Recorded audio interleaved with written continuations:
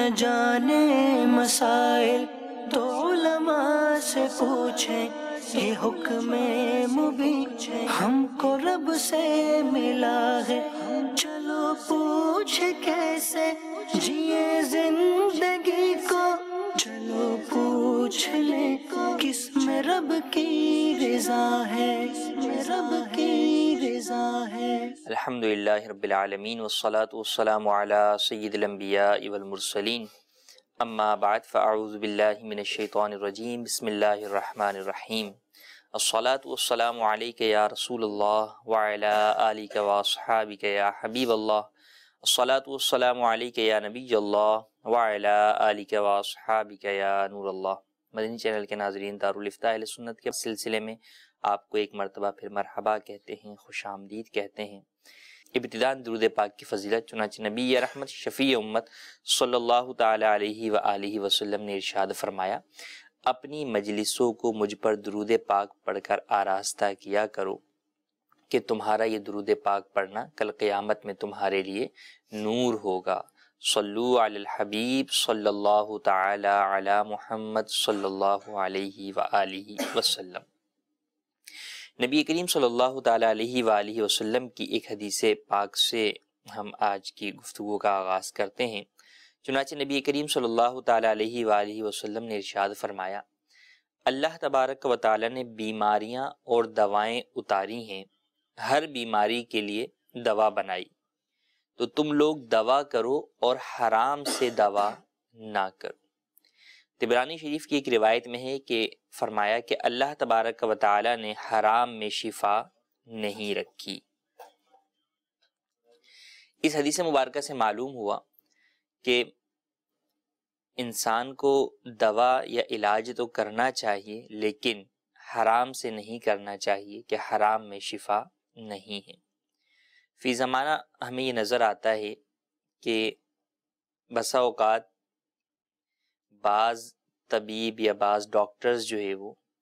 ایسے علاج کی طرف جو ہے وہ رہنمائی کرتے ہیں، ریفر کرتے ہیں کہ جو کہ ناجائز ہوتا ہے، حرام ہوتا ہے،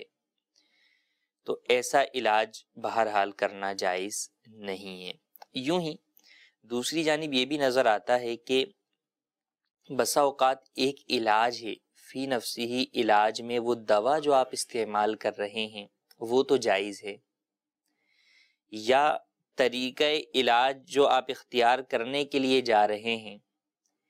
اصل علاج تو جائز ہے، لیکن بہرحال اس کا جو وجود کی جو کنڈیشن بنتی ہے یا وہ جس طرح عمل میں آنا ہے اس کا طریقہ کار ناجائز ہوتا ہے، اس کے اندر بے پردگی جو ہے وہ ہوتی ہے، بعض صورتوں کے اندر جو ہے وہ مرد و عورتوں کا جو ہے وہ ایک دوسرے کو چھونا ہوتا ہے۔ تو ان تمام معاملات کے اندر احتیاط ضروری ہے۔ بعض صورتوں کے اندر شریعت مطہرہ جو ہے مرد کو اس بات کی اجازت دیتی ہے کہ وہ عورت کا علاج کرے، لیکن وہ ضرورت کی صورت ہے کہ جب کہ اس علاج کے لیے عورت دستیاب ہی نہ ہو اور وہ مرض ایسا ہو کہ اس کی وجہ سے اس شخص کے عضو ضائع ہونے کا اندیشہ ہو، یا اس کے مرنے کا اندیشہ ہو، یا شدید تکلیف کا اندیشہ ہو، اس طرح کی صورتحال ہے تو پھر اجازت ہوتی ہے۔ تو یوں مختلف جو ہے وہ صورتیں ہوتی ہیں کہ بعض صورتوں کے اندر اجازت ہوتی ہے، لیکن عام طور پر بہرحال سب سے پہلی بات یہ کہ مرد کا علاج مرد کرے، عورت کا علاج عورت کرے۔ یہ تو ہے کہ عام بیرونی اعضاء کے اندر علاج کا حکم۔ پھر معاملہ آ جاتا ہے ستر کا، کہ مرد کا ستر ناف سے لے کر گھٹنوں کے نیچے تک جو ہے وہ دوسرے مرد کے لیے بھی یہ ستر ہے۔ تو اب اگر اس حصے کا علاج کرنا ہے تو وہی کہ اگر شدید تکلیف والی صورت ہے تو اس حصے کے اندر علاج کی اجازت تو ہوگی، ڈاکٹر کو ستر والے مقام کو چھونے کی یا دیکھنے کی اجازت ہوگی، لیکن بقدر ضرورت ہوگی۔ اگر دیکھنے کی جو ہے وہ اتنی حاجت ہے تو اب مکمل ستر جو ہے وہ کھول کر کوئی پڑا رہے تو اس کی ہرگز اجازت نہیں ہوگی۔ تو ان باتوں کا خاص طور پر خیال رکھنا ضروری ہے۔ ہم دیکھتے ہیں کہ فی زمانہ حاجت نہ ہونے کی باوجود بھی بعض لوگ اس معاملے میں بے احتیاطی کرتے ہیں اور گناہ میں مبتلا ہوتے ہیں. جیسے انجیکشن لگوانا ہے مرد کو تو وہ عورت سے لگوا رہا ہوتا ہے، یا عورت کو انجیکشن لگوانا ہے تو وہ مرد سے لگوا رہی ہوتی ہے، حالانکہ اسی ہاسپٹل کے اندر یا ارد گرد قریب کے اندر کسی جگہ کے اوپر وہی انجیکشن جو ہے وہ عورت سے لگوا سکتی ہے اور مرد سے لگوا سکتا ہے. تھوڑی سی توجہ کی حاجت ہے کہ ہم گناہ سے بچیں، اللہ تبارک و تعالیٰ کی نافرمانی سے بچیں، اور وہی انسان کا یقین کامل ہونا چاہیے کہ شفا دینے والی ذات اللہ تبارک و تعالیٰ کی ہے. تو میں اللہ تبارک و تعالیٰ کو ناراض کر کے پھر کس کی جانب جو ہے وہ شفا کے لیے جا رہا ہوں؟ تو رب کو راضی کریں گے تو انشاءاللہ عز و جل ہمیں شفا نصیب ہوگی. تو ان باتوں کا خیال رکھنا ضروری ہے. آپ شروع سے آخر تک جو ہے وہ سلسلے میں شامل رہیں، انشاءاللہ عز و جل ڈھیر ساری معلومات حاصل ہوگی. آئیے بڑھتے ہیں آپ کی کالز کی طرف. جی کالز دیجیے. نعمان احمد میرا نام ہے. میں نے ایک سوال کرنا ہے مفتی صاحب سے کہ کیا ہم شراب کو بطور دوا استعمال کر سکتے ہیں کسی بھی حالت میں یا کسی بھی صورت میں؟ برائے مہربانی ذرا جواب دیجیے. جی، جیسا کہ ہم نے ابھی بیان کیا کہ نبی کریم صلی اللہ تعالیٰ علیہ وآلہ وسلم نے واضح طور پر ارشاد فرما دیا حرام میں شفا نہیں ہے. تو حرام سے علاج کرنے کی اجازت نہیں ہے. تو شراب ہے یا اور کوئی جو ہے وہ ناجائز چیز ہے اس کی اجازت نہیں ہے. ہاں، فی زمانہ علماء نے الکحل کی اجازت دی ہے. الکحل بھی شراب کی ہی ایک قسم جو ہے وہ ہوتی ہے، لیکن تمام ادویات کے اندر ملی ہوئی ہے. تو فقط الکحل پینا نہیں بلکہ الکحل ادویات میں جو ہے وہ ملی ہوئی ہوتی ہے، تو اس اعتبار سے علماء نے الکحل کی جو ہے وہ اجازت دی ہے. ایک ہوتی ہے شراب جو کہ انگور کی جو ہے وہ شراب کہلاتی ہے، خمر کہلاتی ہے، وہ تو حرام قطعی ہے. تو اس کا بہرحال پینا بھی حرام ہے، اور اس کو دوا کے طور پر علاج میں بھی استعمال کرنے کی ہرگز اجازت نہیں ہے. بعض جگہوں کے اوپر بعض ڈاکٹر یا پرانے بعض جو ہے وہ حکیم، یا ہو سکتا ہے کہ وہ غیر مسلم حکیم ہو، تو اس کو اس سے غرض نہیں ہے، وہ اپنے جو ہے وہ چیز کے اجزاء کے اعتبار سے کبھی مشورہ دیتا ہے کہ فلاں حرام چیز استعمال کر لو تو تمہیں شفا ہو جائے گی. یا یوں بھی ہوتا ہے کہ بھئی یہ والا علاج آپ استعمال کریں گے تو ٹائم لگے گا، لیکن یہ آپ حرام چیز استعمال کر لیں تو فوری طور کے اوپر جو ہے وہ آپ کو شفا ہو جائے گی. تو ان باتوں کو ہرگز نہیں مانا جائے گا، بلکہ حلال چیز سے ہی علاج کیا جائے گا، تھوڑا دیر سے ہی صحیح، لیکن بہرحال رب تعالیٰ کی رضا والا بندہ کام کرے، اللہ تبارک و تعالیٰ کی ناراضگی والا کام ہرگز نہ کرے. لہٰذا ہرگز شراب کو بطور دوا استعمال کرنے کی اجازت عام حالات کے اندر بالکل بھی نہیں ہے. جی مزید کال. میرا ایک سوال تھا کہ کیا وضو سے پہلے استنجا کرنا لازمی ہوتا ہے؟ جیسے کہ نماز پڑھنی ہے تو انسان کے کبھی پہلے ہوا خارج ہو جاتی ہے نماز کے ٹائم سے پہلے، تو پھر وہ پہلے استنجا کرے پھر بعد میں جا کے وضو کرے، تو یہ لازمی ہوتا ہے یا صرف وضو کر لیں؟ ایک سوال اور یہ تھا کہ اگر کپڑوں پر بکری کے پیشاب کے قطرے لگ جائیں تو کیا غسل فرض ہو جائے گا یا وہ کپڑے اتار لیں اور کپڑے نئے پہن لیں؟ جی مزید کال. محمد اسلم اتاری ہند کی ریاست کرناٹک کے شہر یادگیر سے عرض کر رہا ہوں. میرا سوال یہ ہے جو لنگر بنایا جاتا ہے کیا اس لنگر میں نان مسلم کو بھی شامل کیا جا سکتا ہے؟ جی مزید کال. میرا دارالفتہ اہل سنت میں سوال ہے کہ میرے بچے کی عقیقہ اس کے نانا کرانا چاہتے ہیں خوشی سے، تو کیا یہ درست ہے کہ وہ کرائیں یا مجھے ہی کرانا پڑے گا؟ برائے کرم جواب ارشاد فرما دیں. جی، پہلا سوال یہ کہ وضو سے پہلے کیا استنجا کرنا ضروری ہے؟ استنجا دو معنوں میں استعمال ہوتا ہے. ایک تو قضائے حاجت کرنا، پیشاب وغیرہ کی جو ہے وہ حاجت سے فارغ ہونا، اس کے لیے بھی استنجا کا لفظ استعمال ہوتا ہے. اور ایک ہوتا ہے کہ پاکی حاصل کرنا، یعنی استنجا کے بعد شرمگاہ پر پانی وغیرہ بہا کر نجاست کو زائل کرنا، اس کے لیے بھی استنجا کا لفظ ہی استعمال ہوتا ہے. تو وضو کے لیے نہ ہی پہلے قضائے حاجت کرنا ضروری ہے، اور اگر پیشاب وغیرہ نہیں کیا تو ایسی صورت کے اندر پانی بہانا یا جو ہے وہ یہ پاکی حاصل کرنا یہ بھی لازم نہیں ہے. اگر ری خارج ہو گئی تو اس کی وجہ سے وضو ٹوٹ گیا تو اب جا کر پانی بہانا جو ہے وہ یہ ضروری نہیں ہے، بلکہ وضو ڈائریکٹ بھی کر سکتے ہیں، اس میں کوئی حرج نہیں ہے. دوسرا سوال جو ہے وہ ان کا تھا کہ بکری کے پیشاب جو ہے وہ کے چھینٹے کپڑوں پر پڑ گئے تو کیا غسل کرنا ہوگا؟ غسل نہیں کرنا ہوگا، ہاں البتہ بدن یا کپڑے کے جس حصے پر لگے ہیں اسے دھو کر پاک کرنا ہوگا، یا تو کپڑے تبدیل کر دیں اور بدن کے جس حصے کے اوپر لگا ہے اس حصے پر پانی بہا دیں، یا پھر جو ہے وہ کپڑے کے جس حصے پر لگا ہے اس حصے کو پاک کریں اور یوں ہی بدن کے جس حصے پر لگا ہے اس کے اوپر پانی بہا کر جو ہے وہ اسے پاک کر لیں، تو مکمل غسل جو ہے وہ اس کی وجہ سے لازم نہیں ہوگا۔ دوسرا سوال یہ کہ مختلف مواقع پر لنگر کا اہتمام کیا جاتا ہے مسلمانوں میں، 11ویں شریف کی بھی نیاز دی جاتی ہے، 12ویں شریف کی بھی اور دیگر مواقع پر بھی، تو کیا اس میں غیر مسلموں کو شامل کر سکتے ہیں؟ غیر مسلموں کو اس معنی میں شامل کرنا کا ایک پہلو ہے کہ چندے میں ان سے چندہ لیا جائے، تو یہ بھی درست نہیں ہے۔ غیر مسلموں کو مسلمانوں کو اپنے نیک کاموں میں ہرگز شامل نہیں کرنا چاہیے، فقط جو ہے وہ مسلمان ہی آپس میں چندہ کریں اور نیک کام کے لیے ایک دوسرے کے ساتھ تعاون کریں۔ اور ایک دوسرا پہلو اسی سوال کا یہ کہ ہم کیا غیر مسلموں کو لنگر کھلا سکتے ہیں؟ تو لنگر یا جو بھی اس طرح کی چیزوں میں جو لوگ چندہ دیتے ہیں یا بناتے ہیں ان کی غرض مسلمانوں کو ہی کھلانا ہوتا ہے، غیر مسلموں کو کھلانا نہیں ہوتا، تو لہذا اس میں سے غیر مسلموں کو بھی نہیں دے سکتے، تو نہ ہی انہیں شامل کر سکتے ہیں اور نہ ہی آپ لنگر میں سے انہیں دے سکتے ہیں۔ تیسرا سوال ہمارا کہ بیٹے کا عقیقہ اگر نانا کرنا چاہیں تو کیا کر سکتے ہیں؟ جی ہاں کر سکتے ہیں، والد جو ہے وہ اگر اجازت دیتے ہیں کہ ٹھیک ہے آپ جو ہے وہ اس کا عقیقہ کر دیں تو بالکل کیا جا سکتا ہے، عقیقہ اس میں حرج نہیں ہے۔ جی مزید کال۔ میرا نام حیدر علی، میں فرانس پیرس سے۔ علماء کرام سے سوال ہے کہ دانتوں کو گھسوانا اور یا ان میں کلپ لگوانا یہ کیسا ہے؟ دانتوں کو گھسوانا یا ان کو جو ہے وہ تار وغیرہ بنوا کر سیدھا کروایا جاتا ہے، اس حوالے سے سوال ہے۔ علاج فی زمانہ ایک بڑی وسیع جو ہے وہ مفہوم کے لیے استعمال ہوتا ہے۔ ایک تو ہے کہ فقط جو ہے وہ انسان کو کوئی بیماری ہے اس بیماری کے لیے علاج کرواتا ہے، کوئی مرض ہوتا ہے اس مرض کو دور کرنے کے لیے علاج کرواتا ہے، اور ایک یہ ہے کہ کوئی مرض نہیں ہے، کوئی جو ہے وہ پرابلم نہیں ہے،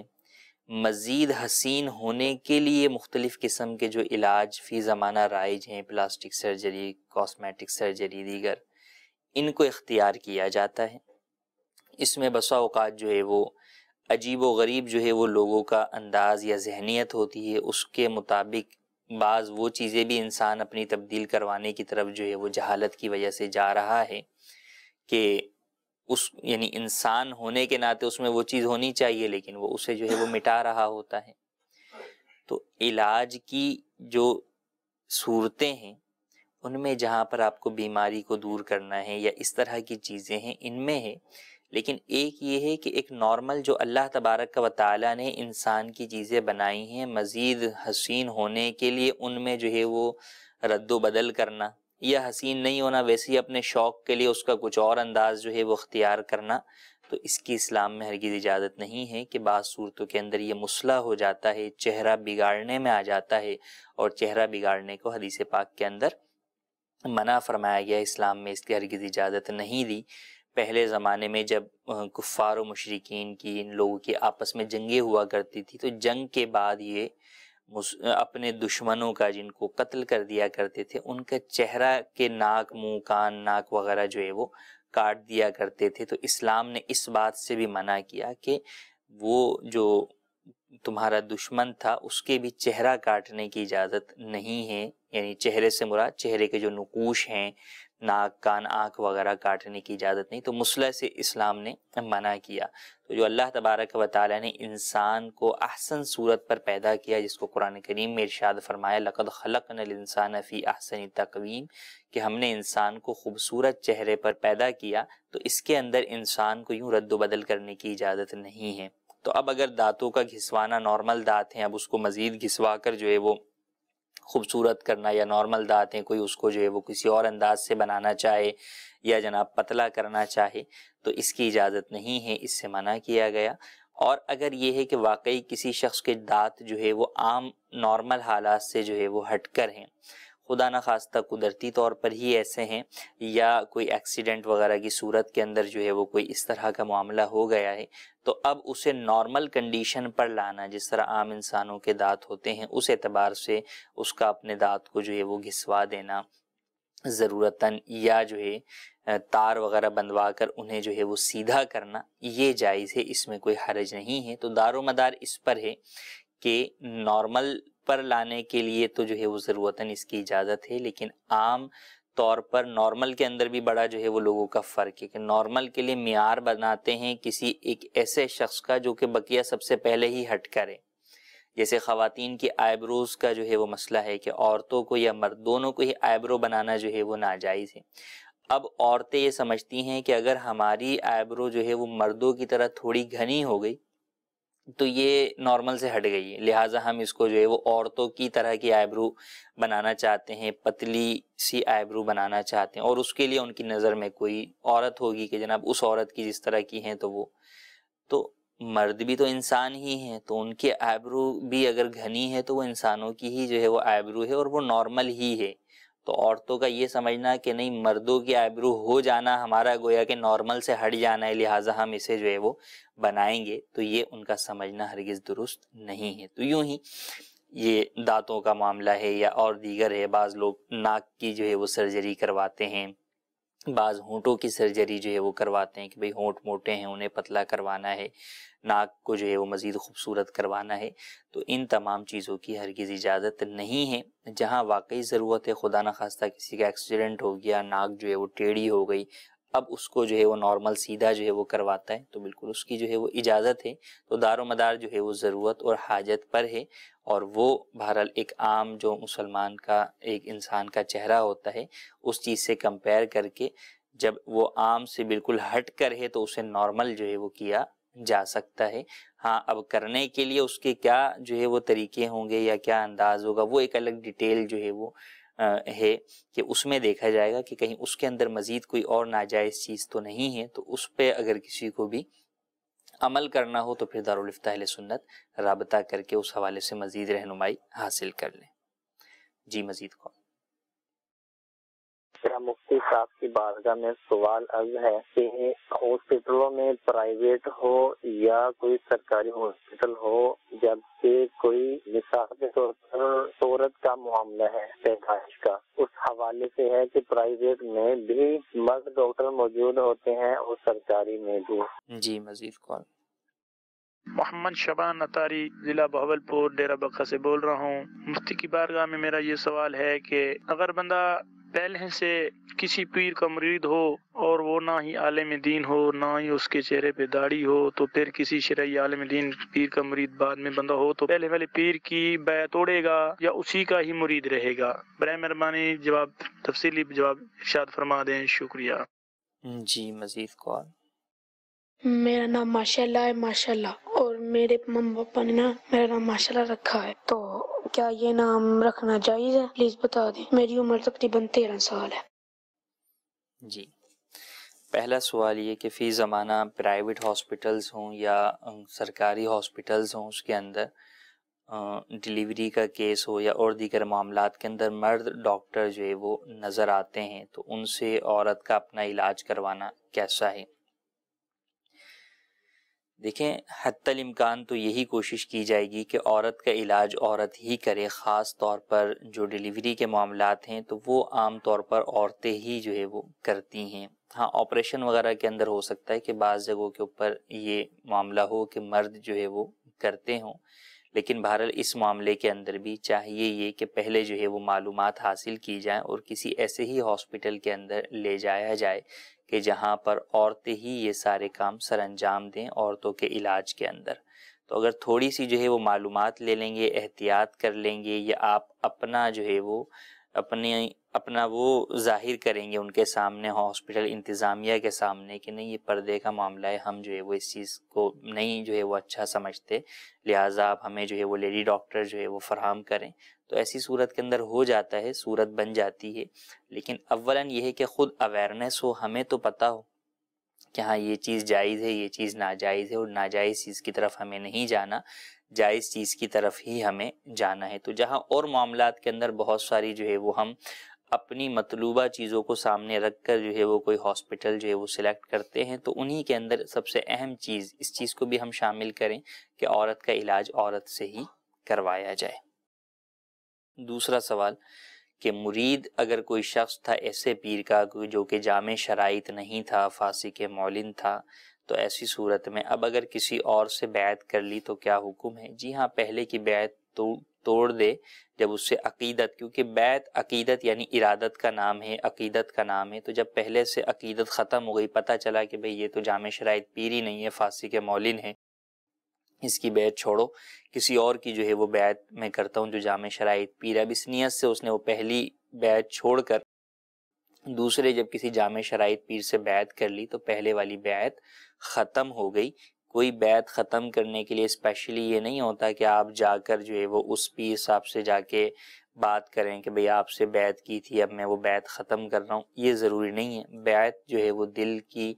ارادت اور عقیدت کا نام ہے، جب وہ ختم ہو گئی تو عقیدت بھی ختم ہو گئی، تو بیعت بھی ختم ہو گئی، تو لہذا کسی جامع شرائط سے مرید ہو گئے تو ٹھیک ہے، اب آپ یہ جامع شرائط پیر کے ہی مرید ہیں۔ تیسرا سوال کہ ماشاءاللہ نام رکھنا کیسا ہے؟ یہ نام ہی نہیں ہے، ناؤن ہی نہیں ہے، تو یہ درست نہیں ہے۔ ماشاءاللہ اب اس کے اندر تو کافی زیادہ جو ہے وہ خرابیاں ہیں، کوئی اس کو برا کہے گا کہ معاذ اللہ ماشاءاللہ نے یہ کام کر دیا، ماشاءاللہ جو ہے فلاں ہے، ماشاءاللہ ایسا ہے ویسا ہے، تو یہ سارا جو جملے کے لیے فرد کے لیے استعمال ہو رہا ہے یہ درست نام نہیں ہے، اس کو تبدیل کیا جائے اور صحابی رسول یا کسی اللہ تبارک و تعالیٰ کے نبی کے نام پر نام رکھا جائے، یہ نام رکھنا ہرگز درست نہیں ہے۔ جی مزید کال۔ سر میرا آج کا سوال ہے کہ انسان جب بیمار ہوتا ہے، بہت بیمار ہوتا ہے، تو انسان مر جاتا ہے، تو اس کو وہ بیماری مارتا ہے یا اس کا حیات ہی پورا ہوتا ہے؟ سر پلیز ہمیں جواب دیں گے۔ جی مزید کال۔ مفتی کرام سے میرے سوال یہ ہے کہ اگر امیر اہل سنت ملاقات کے دوران 10 روپے کا نوٹ عنایت فرماتا ہے، اگر کوئی اسلامی بھائی بولے کہ اس 10 روپے کا نوٹ مجھے دے دو، میں آپ کو 100 یا 200 یا 300 دوں گا، کیا اس نوٹ کو دیکھ کر وہ پیسے لیے جاتے ہیں، وہ سود کے شمار ہیں یا نہیں؟ اس کا جواب مجھے ارشاد فرمائے۔ جی پہلا مسئلہ کہ انسان بیماری سے جب مرتا ہے تو اس کو بیماری نے مارا یا کس نے مارا، یا اس کا وقت پورا ہوا؟ دیکھیں ایک مسلمان اس بات کا یقین کامل رکھتا ہے کہ زندگی دینے والی ذات اللہ تبارک و تعالیٰ کی ہے اور مارنے والی ذات بھی اللہ تبارک و تعالیٰ کی ہے۔ هو الذی یحیی و یمیت، وہی ہے جو کہ زندہ کرتا ہے اور وہی ہے جو کہ موت دیتا ہے۔ تو در حقیقت اللہ تبارک و تعالی ہی جو ہے وہ موت دیتا ہے، اور انسان کی قسمت میں تقدیر میں جو اس کی موت کا وقت لکھا ہوا ہے، جب وہ وقت پورا ہو جاتا ہے تو انسان کی روح جو ہے وہ اس کے جسم سے جدا ہو جاتی ہے۔ اب اس روح کی جسم سے جدائیگی کے لیے بسا اوقات سبب ہارٹ اٹیک بن جاتا ہے، بسا اوقات سبب کوئی اور بیماری بن جاتی ہے، بسا اوقات سبب ایکسیڈنٹ بن جاتا ہے، بسا اوقات سبب کسی کی گولی بن جاتی ہے، بسا اوقات سبب جو ہے وہ کسی کا کسی دوسرے کو مارنا بن جاتا ہے۔ تو اسباب جو ہے وہ اللہ تبارک و تعالیٰ کی جانب سے ہی جو ہے وہ پیدا کردہ ہیں، لیکن در حقیقت جو اصل زندگی دینے والی ذات ہے یا موت دینے والی ذات ہے وہ اللہ تبارک و تعالیٰ کی ہے۔ ہم دیکھتے ہیں کہ بسا اوقات بہت سارے لوگ اسی بیماری میں مبتلا ہوتے ہیں لیکن وہ نہیں مرتے، کیوں؟ کیونکہ ان کی موت کا وقت نہیں آیا ہوتا، اور بعض لوگ بالکل نارمل ہوتے ہیں اور ایک چھوٹے سے مرض کے اندر جو ہے وہ چلے جاتے ہیں اس دنیا سے۔ ڈاکٹرز بھی کہتے ہوئے سنائی دیتے ہیں کہ پہلی دفعہ، یا ایسا تو بہت کم ہوتا ہے کہ اس چھوٹے سے مرض کے اندر جو ہے وہ کوئی چلا جائے، یا بس ہوگا ڈاکٹر کو سمجھ میں نہیں آ رہا ہوتا کہ بھائی اس کے ساتھ معاملہ کیا ہوا ہے، یہ کس وجہ سے جو ہے وہ اس کا دم جو ہے وہ نکلا ہے، انتقال ہوا ہے۔ تو بہرحال حقیقت یہی ہے کہ اللہ تبارک و تعالی ہی جو ہے وہ موت دینے والا ہے، اس کے حکم سے ہی موت آتی ہے، اس کے حکم سے ہی جو ہے وہ فرشتے روح نکالتے ہیں، اور جو انسان کی وقت موت کا لکھا ہوا ہے بہرحال جب وہ آ جائے تو نہ ایک لمحہ پھر آگے ہوتا ہے نہ پیچھے ہوتا ہے، اور اسی پر ہی اس کو موت واقع ہوتی ہے۔ دوسرا سوال کہ امیر اہل سنت کی جانب سے دیا گیا نوٹ جو ہے وہ یوں آگے بیچنا۔ اب ایک تو ہے فقہی مسئلہ کہ ایک نوٹ کو زیادہ پیسوں کے بدلے میں بیچنا کیسا، جیسا کہ عام طور پر ہمارے ہاں عید الفطر کے موقع کے اوپر نئے نوٹوں کی گڈیوں کی خریداری ہوتی ہے، وہ زیادہ پیسوں کے اندر جو ہے وہ ہوتی ہے۔ تو نئے نوٹ کو یا کسی بھی نوٹ کو زیادہ پیسوں کے بدلے میں آپ خرید رہے ہیں، نوٹ کو نوٹ کے بدلے میں خرید رہے ہیں، تو اگر ہاتھوں ہاتھ بیچ رہے ہیں، یہ خرید و فروخت ہینڈ ٹو ہینڈ ہو رہی ہے، تو ایسی صورت کے اندر 1 روپے کے نوٹ کو کہ بھئی اس 1 روپے کے نوٹ کو جو ہے وہ میں آپ کو بیچ رہا ہوں، تو یہ بالکل جو ہے وہ نوٹ کے بدلے کے اندر جب خرید و فروخت ہو تو یہ زیادہ پیسوں کے ساتھ ہو جاتی ہے، جائز ہے، ہاں ادھار جو ہے وہ ناجائز ہے۔ اب باقی یہ کہ امیر اہل سنت کے دیے ہوئے نوٹ کو اس طریقے سے بیچا جائے تو بیچنا تو جائز ہے کہ وہ شخص اپنے اس نوٹ کا مالک ہے، وہ جو ہے وہ اسے بیچ دے، لیکن بہتر یہ ہے کہ بزرگوں کی جانب سے اس طرح کی جب چیزیں ہوتی ہیں تو انسان اپنے پاس ہی رکھتا ہے عقیدت اور محبت کی نیت سے، یہی نہ ہو کہ کوئی بار بار ملاقات میں لگ کے یہاں سے 10-10 روپے کا نوٹ لے کر جائے اور باہر جا کے جناب 200 روپے میں جو ہے وہ بیچنا شروع کر دے، تو یہ طریقہ کار بھی مناسب نہیں ہے۔ جی مزید کال۔ میرا نام محمد اسجد، میں جرمنی کے شہر اوفنبرگ مارک پلاس سے بات کر رہا ہوں۔ مفتی صاحب سے میرا سوال ہے، کیا مرد حضرات جسم کی گرمی دور کرنے کے لیے پاؤں پہ مہندی لگا سکتے ہیں؟ جی، پاؤں پر مہندی لگانا یا سر یا داڑھی کے بالوں کے علاوہ مرد کو اپنے جسم کے کسی بھی حصے پر مہندی لگانا یہ جائز نہیں ہے۔ عورتوں کے لیے جائز ہے کہ عورتوں کے لیے یہ زینت ہے، لیکن مرد کو فقط سر یا داڑھی کے بالوں پر تو لگانے کی اجازت ہے، لیکن اس کے علاوہ بدن پر لگانے کی اجازت نہیں ہے۔ تو فقط اس چیز کے لیے جو انہوں نے بیان کی، مرد کو اس بات کی اجازت نہیں ہے کہ وہ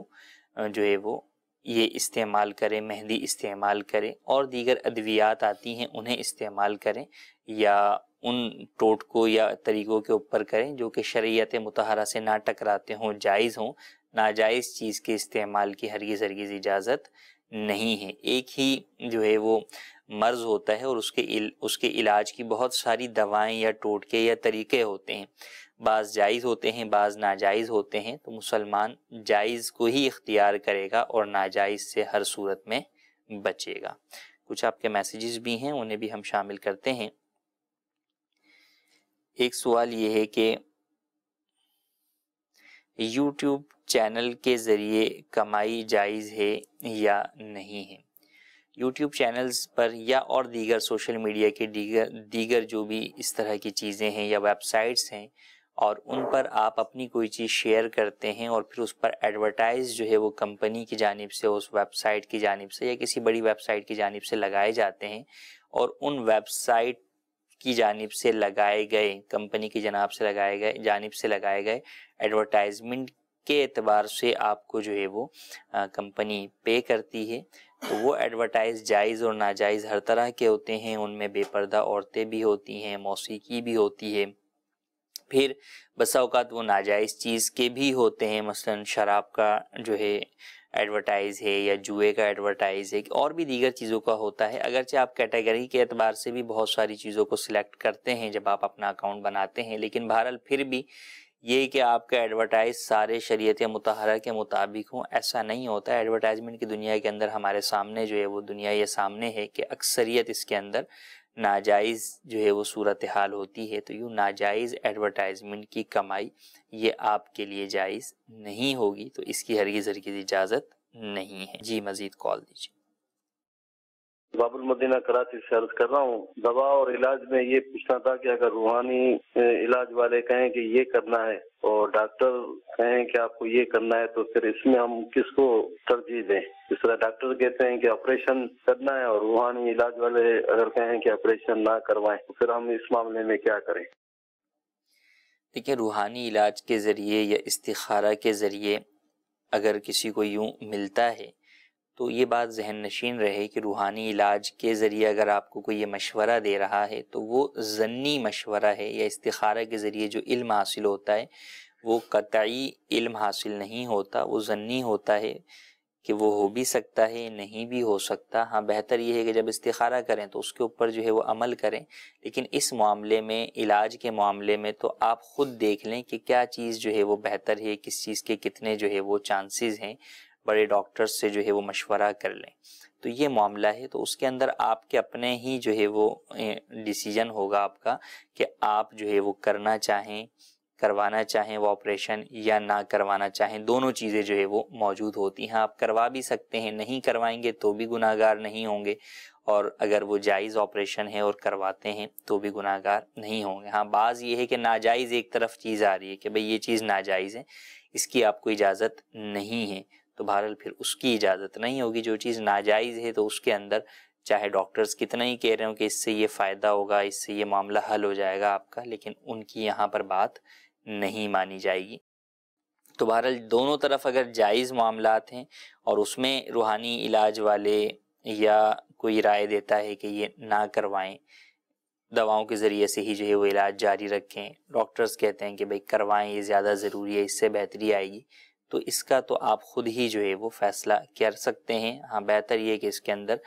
بڑے ڈاکٹر سے اور دیگر سے جو ہے وہ رائے لی جا سکتی ہے، اور اگر آپ کو لگتا ہے کہ ہاں واقعی جو ہے وہ سب کا مشورہ اس طرف ہے تو ٹھیک ہے، پھر آپ علاج کروا سکتے ہیں اس چیز کا۔ جی مزید کال۔ مفتی صاحب، اگر کوئی عورت حاملہ ہو اور ڈاکٹروں کے کہنے پر بچے کی گروتھ صحیح نہیں ہے، اس طرح کا کوئی معاملہ ہو حمل کے اندر، تو اس صورت میں اس کا ابورشن کرایا جا سکتا ہے یا نہیں؟ جی،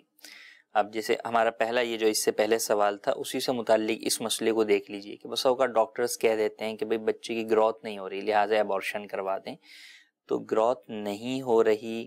یا جو ہے وہ 4 ماہ کا حمل ہو چکا ہوتا ہے، اس کے بعد یہ کہ بھئی بچے کا فلاں جو ہے وہ عضو نہیں بنا، تو بھئی فلاں عضو مثال کے طور پہ نہیں بنا، خدا نخواستہ بچے کا ہاتھ نہیں بنا، تو اب یہ کہ بھئی معذور بچہ پیدا کرنے سے بہتر ہے کہ آپ اس کو ابھی ہی جو ہے وہ ضائع کروا دیں۔ تو یہ ڈاکٹروں کا مشورہ ہی جو ہے وہ بالکل غلط ہے، کیونکہ 4 ماہ کے بعد تو اس میں جان پڑ چکی، اب جان پڑ چکی تو اب اس کو ایبورٹ کروانا گویا کہ اس کو ایک انسانی جان کا قتل کرنا ہے۔ تو معذور تو بچے پیدا ہوتے ہیں، اچھا پھر یہ کہ کیا گارنٹی کہ پیدا جو صحیح سلامت ہو وہ معذور نہیں ہوگا؟ تو خدا نخواستہ کیا اگر کوئی بچہ معذور ہو جائے گا کسی شخص کا پیدا ہونے کے بعد تو کیا وہ اسے مار دے گا؟ لازمی سی بات ہے ہرگز نہیں مارے گا۔ تو جس طریقے سے اس میں ابھی جب دنیا میں آ چکا ہے اس کے جو ہے وہ معذور ہے، اسے آپ نہیں مار رہے کیونکہ وہ ایک انسانی جان ہے، تو 4 ماہ کے بعد تو وہ حمل بھی انسانی جان کاؤنٹ ہوتا ہے، اس کے اندر جو ہے وہ جان ڈال دی جاتی ہے، اور اس کا قتل کرنا گویا کہ ایک انسانی جان کا قتل کرنا ہے، اسی کے برابر بڑا جو ہے وہ گناہ ہے، تو اس کی ہرگز اجازت نہیں ہے۔ تو یوں ڈاکٹرز کا کہنا ہے کہ بھئی یہ گروتھ نہیں ہو رہی یا یہ معاملہ ہے یا فلاں چیز ہو گئی، تو اس معاملے کے اندر فقط ڈاکٹرز کی ان رائے کے اوپر ایبورشن کروانے کی اجازت نہیں ہے۔ ایسے موقع کے اوپر عمومی طور پہ ہم یہی کہتے ہیں کہ آپ جو ہے وہ صبر کریں، اللہ تبارک و تعالیٰ سے دعا بھی کریں، روحانی علاج بھی کریں، اللہ تبارک و تعالیٰ جو ہے بہتر کرے گا۔ بس اوقات ڈاکٹرز یہ بھی کہتے ہیں کہ بھئی یہ بچہ پیدا ہونے کے بعد جو ہے وہ زندہ نہیں رہ سکے گا یا زیادہ عرصے زندہ نہیں رہ سکے گا، تو وہ بچہ پیدا ہونے کے بعد اپنی موت آپ مر جائے وہ ایک علیحدہ چیز ہے، لیکن ایک یہ کہ ابھی وہ زندہ ہے اور آپ خود اسے اپنے ہاتھوں سے جو ہے وہ مار ڈالیں ایبورشن کر کے، تو اس کی اسلام ہرگز اجازت نہیں دیتا۔ وہ اپنے خود آپ مرے گا تو اس کی جو زندگی کا وقت مقرر ہے اللہ تبارک و تعالیٰ کی جانب سے وہ مر جائے گا، تو اس میں آپ گناہ گار نہیں ہوں گے، لیکن ابھی بہرحال آپ جب اسے ابورٹ کریں گے تو 4 ماہ کے بعد جب یہ ایبورشن ہوگا تو آپ لازمی سی بات ہے کہ آپ گویا کہ قاتل جو ہے وہ ٹھہریں گے، ایک جو ہے وہ انسانی جان کو قتل کرنے والے جو ہے وہ آپ قرار پائیں گے، اور اس کا کتنا بڑا گناہ ہے یہ بات ہر مسلمان ہی جانتا ہے کہ ایک انسانی جان کو قتل کرنا کتنا بڑا گناہ ہے۔ تو لہٰذا یہ بھی آپشن بسا اوقات آتے ہیں کہ بھئی روحانی علاج والے کہہ رہے ہیں کہ یہ آپریشن نہ کروائیں، ڈاکٹرز کہہ رہے ہیں کروائیں، تو اب یہاں پہ ڈاکٹرز کی بات نہیں سنی جائے گی۔ روحانی والا کہہ رہا ہے صحیح کہہ رہا ہے، بلکہ روحانی والا بھی نہیں کہے، آپ کسی مفتی صاحب سے پوچھیں وہ بھی آپ کو یہی کہیں کہ نہیں جناب والا اس کی ابورشن کی اجازت نہیں ہے، جائز نہیں ہے، تو اب بھلے ڈاکٹر کیا سارے دنیا کے ڈاکٹر بھی جمع ہو جائیں کہ نہیں جناب کروانے میں ہی بہتری ہے، تو یہاں پہ اس بہتری کو ہرگز نہیں دیکھا جائے گا۔ جی مزید کال۔ حضور قضا نمازوں کا طریقہ کار بتا دیں، قضا نمازیں کس طرح ادا کرنی ہیں؟ یہی سوال ہمارے پاس میسیج میں بھی ہے کہ قضا نماز کس طرح ادا کریں اور ڈسٹینس کتنے جو ہے وہ ہونا چاہیے۔ قضا نمازیں جس کے ذمے زیادہ ہیں، قضاء عمری ہیں، تو وہ ان کا ظن غالب کر کے حساب کرے اور پھر ان نمازوں کو ادا کرنا شروع کرے۔ فقط فرض پڑھنے ہیں اور عشاء کے اندر فرضوں کے ساتھ وطر بھی پڑھنے ہیں تو ان کی ادائیگی کرے۔ نمازوں میں ڈسٹینس ہونے کی حاجت نہیں ہے، ایک ساتھ پہلے چاہے ساری فجر پڑھ لیں پھر ساری ظہر پڑھ لیں، یا یوں بھی کر سکتے ہیں کہ روزانہ فجر، ظہر، عصر، مغرب، عشاء یہ جو ہے وہ پڑھتے رہیں۔ اس بارے میں مزید تفصیل کے لیے امیر اہل سنت کا رسالہ ہے قضا نماز کا طریقہ، دعوت اسلامی کی ویب سائٹ کے اوپر بھی آپ دیکھ سکتے ہیں، تو وہاں سے دیکھ لیجئے، انشاءاللہ مزید ڈیٹیل آپ کو اس رسالے سے مل جائے گی۔